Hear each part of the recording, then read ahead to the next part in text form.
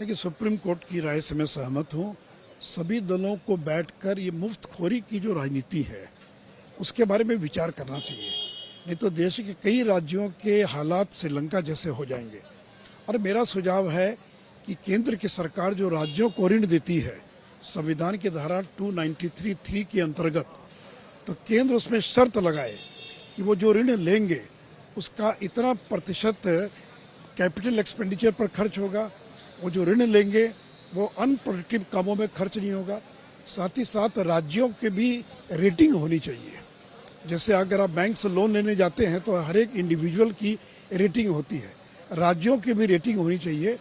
और तीसरी बात यह है कि अगर आवश्यकता पड़े, अगर किसी राज्य बैंकरप्ट हो जाए, अगर वो डिफ़ॉल्ट करने लग जाए, तो संविधान में कोई प्रावधान नहीं है, लेकिन संविधान में एक धारा जिसके अंतर्गत वित्तीय आपातकाल लगाया जा सकता है, फाइनेंशियल इमरजेंसी।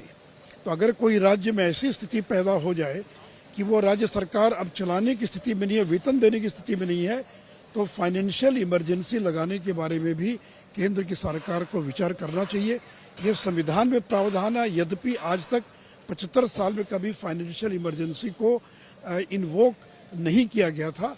और साथ ही साथ ये भी मेरा सुझाव होगा कि जो FRBM एक्ट है, fiscal responsibility budget management act, उस पर पुनर्विचार करने की आवश्यकता है। और जिसको ऑफ बजट बोरोइंग बोलते हैं, ये ऑफ बजट बोरोइंग जो है ये राज्यों की कर्ज की जो सीमा है उसके अंदर शामिल किया जाना चाहिए। तो क्या बतौर सांसद आप इस बात का विरोध कर रहे हैं कि जो ये फ्रीबीज मुफ्तखोरी की जो पॉलिटिक्स होती है इसको बंद होना चाहिए? निश्चित बंद होना चाहिए। और देखिए, तो स्पर्धा की राजनीति हो गई। अब आपने घोषणा किया तो मैं न करूं तो मुझे कल जनता नकार देगी। तो एक ने अगर घोषणा की तो देखा देखिए दूसरे राजनीतिक दलों को भी घोषणा करनी पड़ती है, इसलिए इस पर लगाम लगनी चाहिए। नहीं तो निश्चित तौर पर पंजाब, केरल, राजस्थान, ये कुछ ऐसे राज्य हैं जिनके हालात बहुत जल्द श्रीलंका जैसे हो जाएंगे। पंजाब का जो कमिटेड एक्सपेंडिचर है वो 70% से ऊपर चला गया, यानी उनके राजस्व आय का पेंशन, वेतन और इंटरेस्ट के भुगतान में 70% खर्च हो रहा है। उनका डेट GDP रेशियो जो है वो 55-60% पर चला गया है।